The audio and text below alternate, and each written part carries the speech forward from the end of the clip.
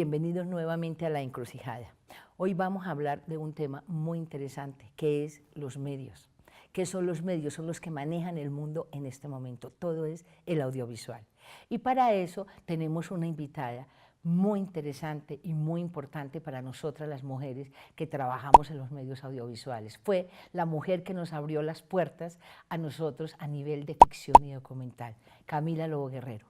Camila, bienvenida y muchas gracias por haber aceptado esta invitación. Muchas gracias por esta invitación, más bien. Camila, tú eres una mujer que nos abriste las puertas a todas las mujeres a nivel audiovisual. Tú llegaste aguerrida de Francia y llegaste con este empuje y como directora. Cuéntanos cómo fue esto. Ese comienzo fue a pasitos lentos, digamos que yo comencé primero haciendo montaje y después fui asistente y después como 10 o 15 años, no me acuerdo cuánto, sí, de haber llegado, comencé a dirigir mis primeros cortos. Fue muy paulatino, digamos, porque me parece que es una profesión de mucho respeto y muy difícil y eso no se pueden brincar etapas. Además, porque es que nadie ha entendido, se volvió la dirección vedettes. Entonces, dirigir una película, escribir algo, es figurar y salir en los medios y no se tiene claro el compromiso que se tiene porque nosotros somos transmisores de emociones, nosotros manejamos como la vivencia de los países, de las culturas. ¿Tú cómo ves eso?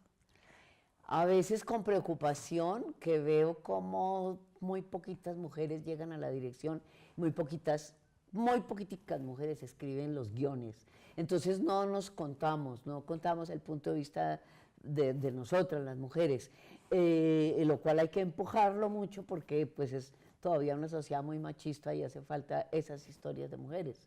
Debe tocar los temas que conozca, ¿no? Sí. Principalmente, digamos, el oficio de la dirección, para hablar concretamente de dirección, pues el oficio de la dirección es realmente la puesta en imágenes de una historia. En la ficción uno cuenta historias y entonces la puesta en imágenes, ¿qué significa? Significa como dos componentes. Un componente esencial que es el manejo de los actores y otro componente esencial que es el manejo de la imagen. Es decir, yo no consigo la dirección si yo no hago los encuadres, por ejemplo, porque yo estoy narrando con imágenes. Es algo que es inherente a la dirección, tanto como la dirección de los actores, que son los que van a transmitir eso que yo quiero contar.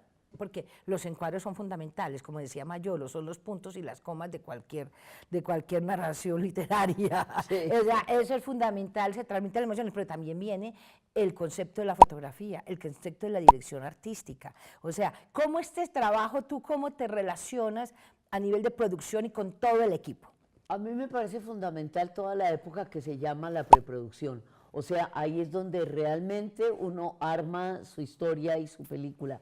Y eso debe tomarse su tiempo porque uno necesita conversar mucho y aclarar muchas las ideas con cada uno de esos departamentos.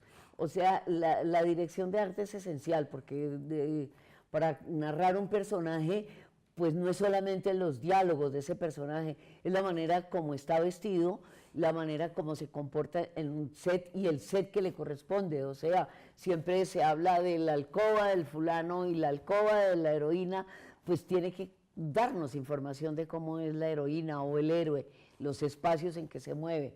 Es fundamental el trabajo con el sonidista, evidentemente, pero yo trabajo mucho con la dirección de arte. Quizá mi formación inicial, que fue las Bellas Artes, me ayuda en esto. Yo hago dibujos cada plano, tengo previamente un storyboard, un trabajo muy cuidadoso de cada encuadre y cada set para saber cómo va a ser, porque es que el arte está dándole una cantidad de información al espectador de la cual no somos conscientes. Exactamente. ¿No? El ambiente, el set, el vestuario, etcétera. Entonces trabajo mucho con él, trabajo mucho con el fotógrafo, con el director de fotografía, porque evidentemente que esa iluminación y esa luminosidad va a dar también apoyo a esa historia que se está contando. No es lo mismo contar una comedia que contar una tragedia a nivel de la iluminación, a nivel de las luces. Uno pinta con las luces, entonces como esa primera carrera mía fue la pintura, pues todos estos aspectos de la parte visual me son fundamentales y todo eso se tiene que trabajar es en la pre. En la preproducción. Totalmente. Lo del sonido, me encanta que toques el tema del sonido, porque mucha gente no le da la importancia de vida que es, porque es el tercer elemento para mí narrativo más importante de cualquier audiovisual. Sí, el sonido, por ejemplo, hoy en día hay algo que es abrumador, que es la música, que no permite un solo silencio. O sea, rellenamos de música toda la película, lo cual es agobiante. A mí me encanta cuando no hay música, cuando hay silencios, cuando se oye el sonido de afuera. Y eso me parece que se descuida mucho en el cine y que todo se reemplaza con la música. Cosa que es muy del cine americano, que es mucho menos en el cine europeo, digamos. Y que el director cree que lo que le quedó lento o sin dramatismo, la música le va a ayudar, y me parece que es un pastiche y que lo que hace es como ensuciar lo que estaba contando. O sea, la música debe ser muy puntual cuando realmente se necesita para permitir que el resto del sonido brille, digamos. Y además un elemento narrativo, o sea, te da situaciones dramáticas también que ayudan más a la narración, ¿o no? Claro, claro. ¿Qué es de las películas que tú tienes? Porque tú tienes películas, o sea, tú manejas el humor maravilloso, pero también, o sea, es genial, es una cosa innata de Camila, el humor. Tenía unas cosas, yo me acuerdo de una que hiciste con Diego Álvarez, maravillosa, que era un vendedor. Se llamaba Vida de Perros. ¡Ay, Sí. que es una maravilla! La tienen que ver, maravilloso, con este actor que quién sabe dónde se encuentra. ¿Cómo es esta cuestión del humor? Porque una cosa es el drama, otra cosa es el humor, ¿cómo lo abordas? Yo creo que el humor es algo que nace como involuntariamente.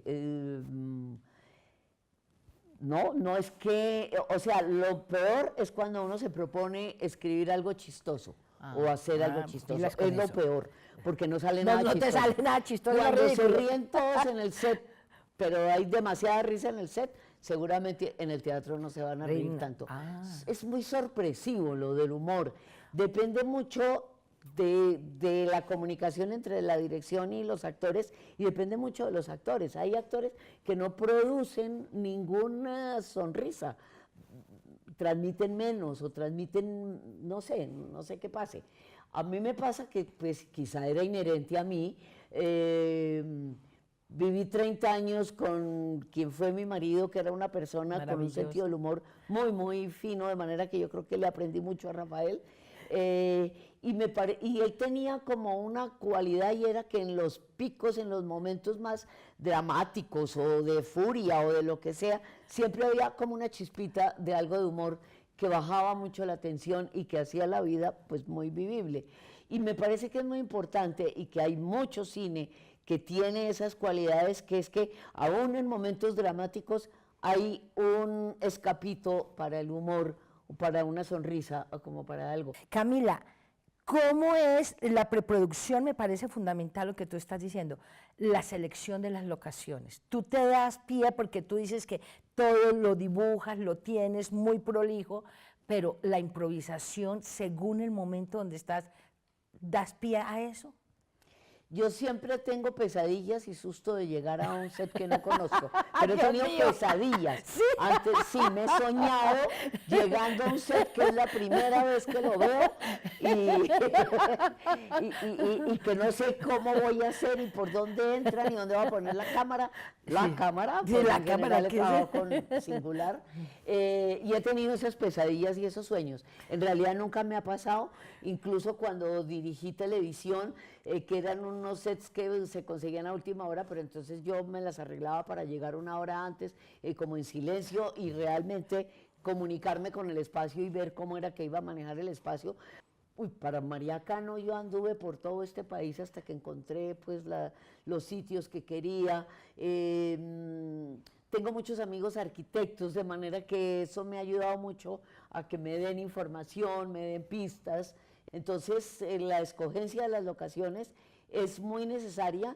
Yo me acuerdo que en, digamos, el último largo, Nochebuena, Nochebuena. que era filmado en Simijaca, entonces yo me fui a un hotelito que quedaba como a media hora por ahí en el campo, me fui días antes de que empezara el rodaje, en que solamente pues estaban unos pintores que estaban arreglando algunos desperfectos y goteras que tenía la casa y todo eso, y yo me iba en el sitio, yo tranquila, en silencio, sin los técnicos, sin nada, a hacer los dibujos de cómo iban a hacer las escenas, cómo manejaba, porque es que el actor tiene que, en un set que es de mentira, que no es su realidad, tiene que metérselo en la cabeza como que esa es su casa donde vive y toda la vida ha vivido y que sabe que aquí a la izquierda es el comedor y que aquí a la derecha es la puerta de salida y que tiene que mentalizar como eso, pues que se vea que lo vive. Sí. Dos cositas para terminar, Camila. El contenido y la forma. En el documental decía García Espinosa que en el documental a veces es más importante el contenido que la forma, por la inmediatez de lo que se está haciendo, pero en el argumental no. Tienen que ir ligados. Si esto no va ligado, ¿tú qué opinas? Claro, todo da informaciones y todo tiene que estar acorde. A ver, yo doy ejemplos que me gusta. Hubo un momento en María Cano en que María Eugenia estaba aburrida con los 5 vestidos que había para toda la película. Y entonces hubo un momento en que reaccionó y dijo que si no había plata, que ella ponía algo de plata, pero que le compráramos otros vestidos porque estaba como aburrida, si fuera siempre. tan fácil. No sé qué. Y yo me senté con ella y le dije, mira, no es por falta de plata, pues nunca es suficiente la plata, pero el problema no es la plata. El problema es que estos revolucionarios del año 20 eran pobres como ratas, ellos no disponían de las rentas departamentales ni municipales ni nada de los políticos como los políticos hoy en día. Esto era una cosa tan romántica de parte de ellos que realmente eran muy precarios y yo no puedo tener a una heroína en una película que en cada escena distinta cambia su vestuario. O sea, son los mismos vestidos, ella tenía un vestido decentico cuando le tocaba ir a hablar con un ministro y el otro con el que viajaba y no más vestidos porque los otros eran a 10 años después o algo así, pues. O sea, por cada década, digamos, de la historia no había sino 2 vestiditos. Y eso que puede parecer muy frívolo y muy bobo, es esencial. Es decir, cuando usted ve en una película una señora que en cada escena tiene un ropaje distinto, usted va asumiendo que es una señora rica y que todo esto, ¿no? Lo cual le cambia un poquito el personaje, Claro, porque total. estos eran pues otros seres, eran la oposición, estaban perseguidos por la policía, por el Estado, por el partido, por todo, de manera que no era una cosa frívola, sino que eso pertenecía al contenido, esa misma forma, la forma del vestuario o la forma de lo demás, de los espacios o lo que sea, tenía que ir acorde era un contenido que era alguien que estaba luchando contra un sistema opresivo y injusto. Maravilloso. La pregunta, Camila, ¿cuál es la encrucijada en la dirección? La encrucijada en la dirección es si uno tendrá la capacidad de transmitir en imágenes eso que tiene en la cabeza. Es como porque todo está contra uno, en el sentido de que el sol a las 5:30 de la tarde ya no nos sirve más, las horas de trabajo se acaban a las 6, la gente está cansada, no sé qué, y es una cosa que yo me he imaginado y que necesito tener como el talento para poderlo transmitir a 60 personas que no saben cuál es la película que yo tengo en la cabeza y que tengo que explicar claramente qué es lo que yo me imaginé y que lo entiendan los 60 que están trabajando con uno. Creo que esa es la inclusión. Gracias, Camila. Como ya la escucharon, Camila es absolutamente maravillosa. Yo creo que la vamos a tener nuevamente aquí en La Encrucijada. No se pierdan La Encrucijada. Por favor, escriban de qué quieren que hablemos, a quién quieren que entrevistemos, qué temas les parece importante y síganos en Facebook y en Twitter. La Encrucijada.